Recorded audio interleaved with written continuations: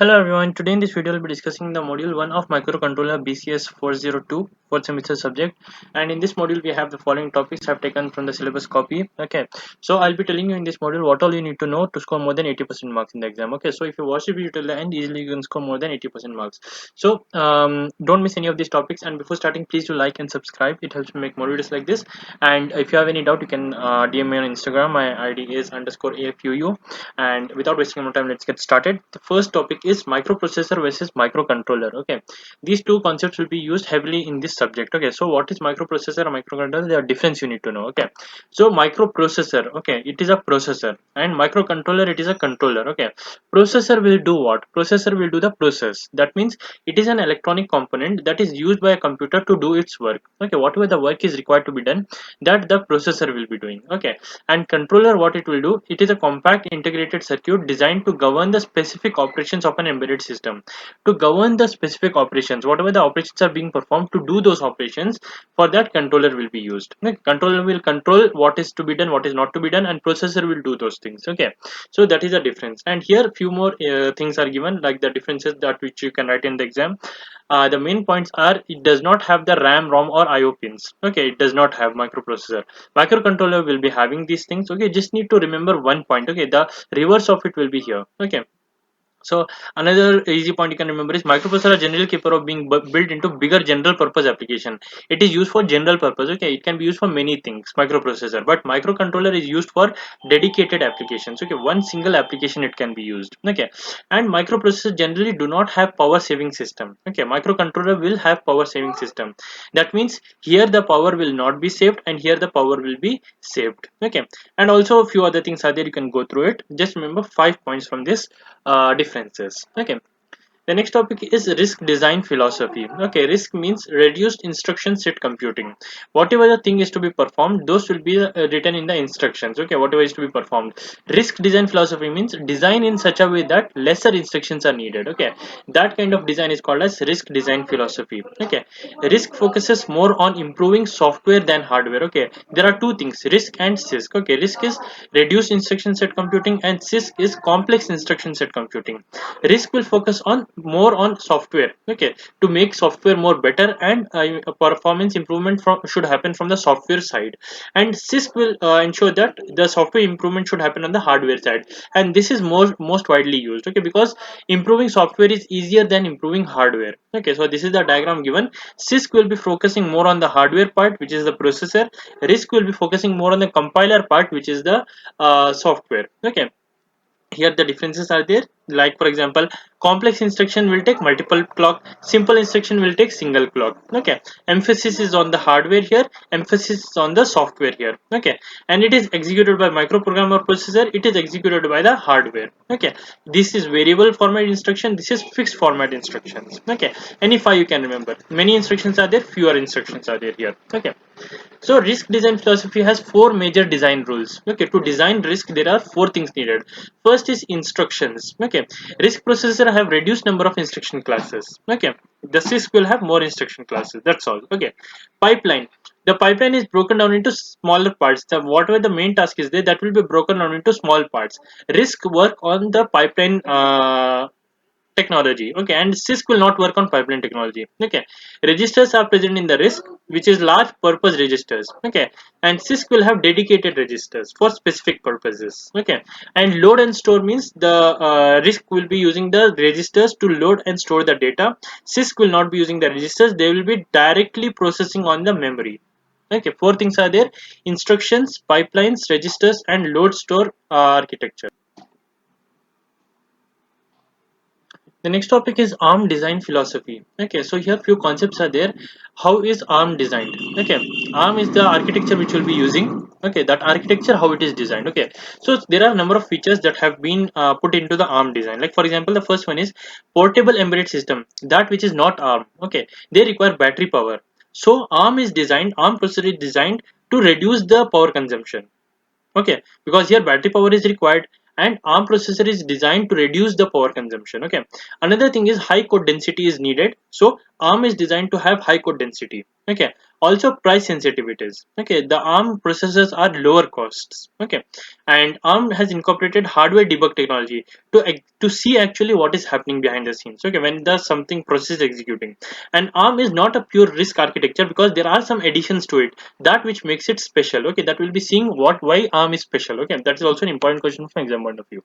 Okay, so instruction set for embedded system. What makes ARM different from RISC? This is the special things. Five special things are there that differentiates ARM from RISC. Okay, first one is variable cycle execution for certain instructions. Okay, so there will be cycles. In each cycle, a part will be executed of the instruction. Okay, so variable cycle means there will be more instructions or lesser instructions getting executed. Okay, that is present in ARM. That is not present in RISC. Second thing is inline barrel shifter is used. Barrel shifter means what? One instruction is there. Okay, to execute this instruction, some processed command is required, but the command is not processed. So before getting that command here, in between it will get processed. Okay, that is called as inline barrel shifter. That is present in ARM and not in RISC. Third is thumb 16 instruction set. This is a set of instructions designed specifically for better performance of ARM. And conditional execution is present here. If some condition is satisfied, then only execute this and this, so and so. Okay, this feature is not available in RISC, only in ARM. Last is enhanced instruction set. The instruction set which is present, that is enhanced, means more better instruction set is there. Okay, next is embedded system hardware. Okay, hardware is there, it is embedded system hardware, how it is designed. Okay, so here four things you need to remember: ARM, controller, peripherals, and bus. Okay, so what is ARM? ARM is the main thing which is present here, which gives all the commands. This is also called as the master. Okay, it is also called as the master. And the invisible things which you can see here, which is in the white color, that is the peripherals, that is the slave. Okay, so the command comes from here and the slaves perform those commands. Okay, and in between whatever you see, those are the controllers. Okay, there can be different types of controllers, arbiters, and bridges. Okay, that will connect the master and slaves. Okay, now we will see what each of these tasks is for each of these. Okay, four main hardware components are there. First is ARM processor that controls the embedded device, the main control section. Okay, that is present in the ARM processor. Controllers, what they do, they coordinate important functional blocks of the system. Okay, the main command and the control is here, but controller will assist in that. Okay, it is an assistant. Peripherals are the input output capability devices attached to the external world. From the external world, whatever the data is coming, it will come through the peripherals. Okay, next, a bus is used to communicate between different parts of the device. These are all the devices connected, and the lines which you can see, that is called as a bus because there is a wiring connection between them. Something is coming from here, it has to reach here. How it will reach through? It will reach through the bus. Okay, so four main hardware components are there: ARM processor, controller, peripherals, and bus. Okay, now the other things which are present here, the memory controller, interrupt controller, and ethernet, counter timer, bridge, all those things we'll be discussing. Okay, what it is. Now see, how does the bus work? Okay, bus works on a protocol called as Advanced Microcontroller Bus Architecture, AMBA. It was introduced in 1996. It has been widely adopted on-chip bus architecture for ARM processor. So if someone asks you what is the architecture in ARM processor, what you will say? AMBA. Okay, Advanced Microcontroller Bus Architecture. Okay, using AMBA, the peripheral designers can reuse the same design on multiple projects. That is the main advantage of AMBA. Okay, now in every system there has to be a memory. Why there has to be a memory? To store and execute the code and instructions, right? Memory is to be there, and memory is of different types. Okay, lesser memory and greater memory. So there will be a memory hierarchy. Like lesser memory will be cache, the speed will be more in cache, but the storage will be lesser. Main memory will be in between, the speed will also be okay, and the memory size will also be okay. But the secondary storage is used for storing the permanent data. So there the performance is not an issue. The more data has to be stored, so the memory size will be more here. This is the memory hierarchy. Okay, and each memory has a width, means at a time how many bits are processed: 8 bit, 16 bit, 32 bit, and so on. Okay, and each of these have five types of memory. Read only memory, it will have all the data present there. Okay, it is the least flexible because once it is set, it cannot be reprogrammed. Flash memory, it can be read as well as written, but it is slow. Okay, dynamic random access memory is the most commonly used RAM. It has lower cost per megabit. It is used for storing the temporary memory, the RAM. Okay, RAM and all is used for storing temporary memory. Static random access memory is faster than DRAM. Okay, dynamic is slower, static is faster. Synchronous dynamic access memory is one of the many subcategories of DRAM. Okay, it is a subcategory of DRAM. It runs at much higher clock speeds. Okay, that much only you have to write.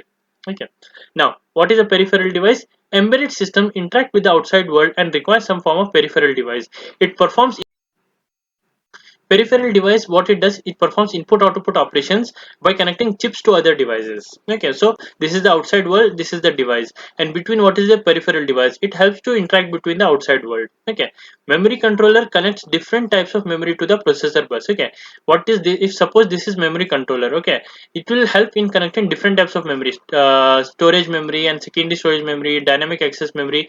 All the connection will be made, right? Who will make the connection? Memory controller will make the connection. Interrupt control will handle the interrupts. Okay, means something is getting executed, in between it will have an interrupt, it will execute something emergency, then it will come back. Okay, this interrupt is handled by the interrupt controller. Okay, and there are two types of interrupt controllers: standard and vector interrupt controller. Okay, used for different purposes. Okay, next topic is the embedded system software. Till now we discussed the hardware. Now let's discuss the software. In software you have to make this diagram. Start from initialization, then operating system, then applications, then device drivers and hardware device. Now what does initialization mean? It is the first code executed on the board and specific to a particular target. Okay, it means whenever we on the system, at that time how the system should be on, that commands are written in the initialization code. After the system is on, it next goes to the operating system, which handles the hardware and the system resources. Then comes the device drivers. It provides a consistent software interface to peripherals. Okay, it provides an interface. Okay, then comes hardware device, which handles the device drivers, and finally comes the application which the end user is using. Okay, like for example a mobile phone application might have a diary application. Okay, that is the end user's perspective. Next topic is ARM processor fundamentals. How does a command come, and from input to output how it gets converted? Okay, first you have to make this diagram here. It comes from data. Okay, it's very easy diagram. First data you write here, it goes to the sign extent. Okay, if you want you can skip this as well.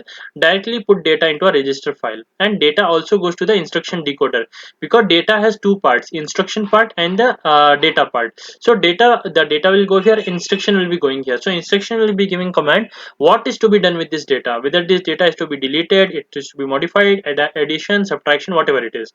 So the instruction comes from here and the data is being processed. Register will store the data and the result, and that result will be calculated through ALU, arithmetic logic unit. Okay, and MAC, if multiplication is to be performed, accumulation multiplication, that will be performed here. And barrel shifter, I discussed what it is. If it is unprocessed and it requires a processed data, barrel shifter will process the data.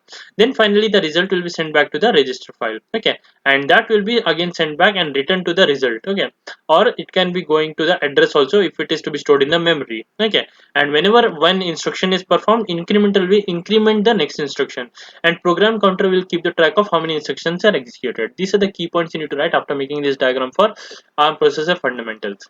Next we have register. Basically what is a register? Register is a dabba. Okay, it is a dabba.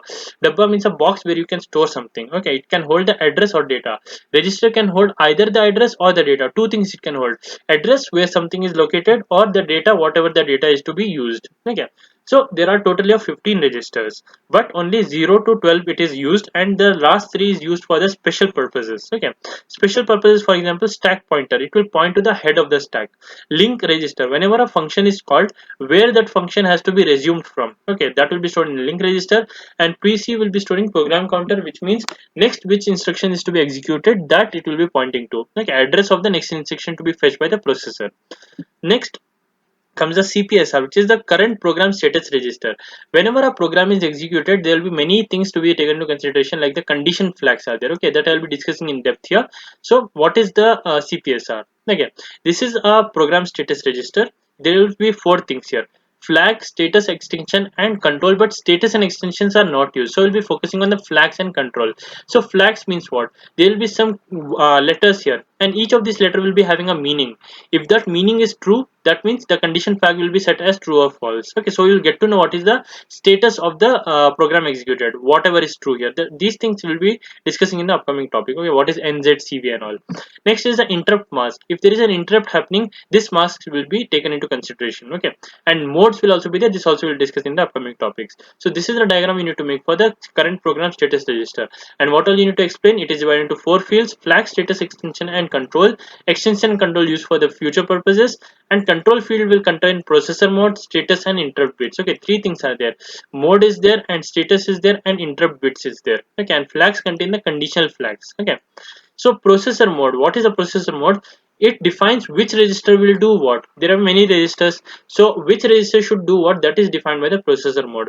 Each mode is either privileged or non-privileged. Privileged means full access will be there to do whatever they want, and non-privileged means that register can only do the read and write operation. Okay, so there are totally 7 processor modes. 6 are privileged and 1 is non-privileged, which is the user mode. User cannot do whatever they want, it is restricted, only the system can do whatever they want. Okay, so 6 privilege modes are abort. First is abort, means if program has to be stopped.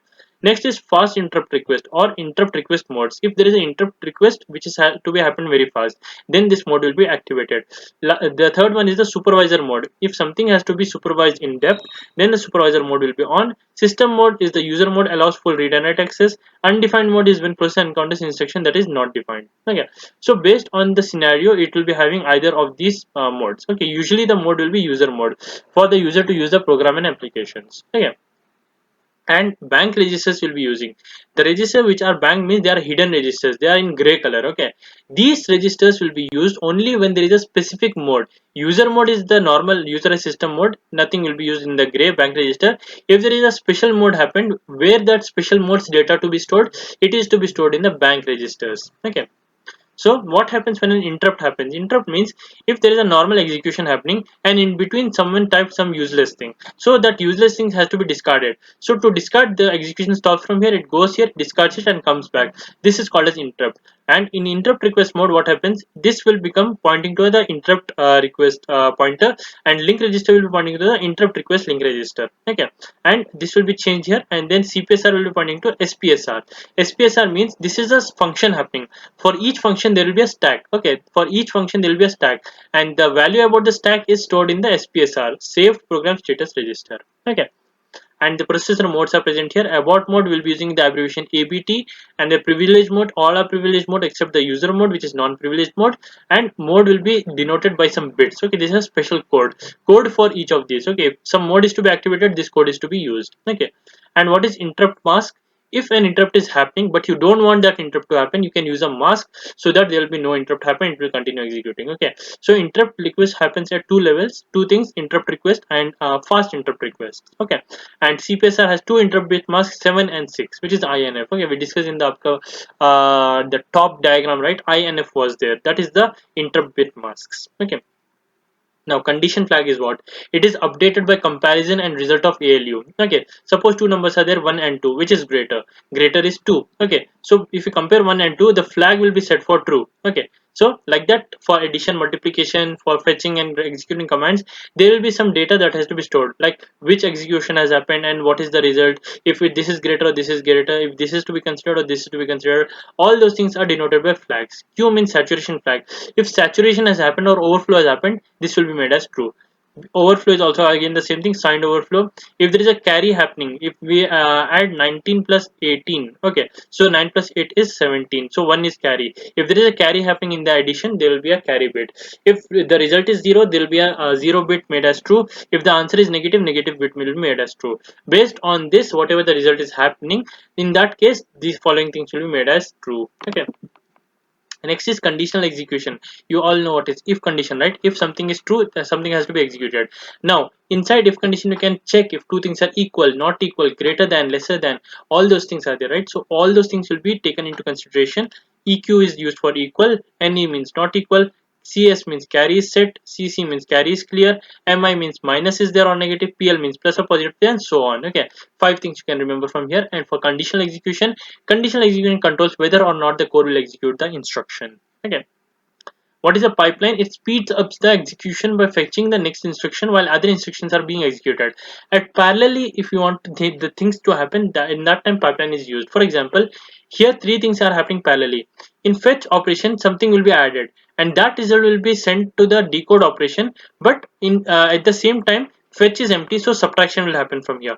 And Once subtraction is ready and decode is done, decode will be going to the execute, so add will be executed. At the same time, decode will be, subtraction will be happening. At the same time, another operation will be fetched. So at the same time, different operations are happening. This will save the time. Okay, this is called as the pipeline. Okay, it will save the time.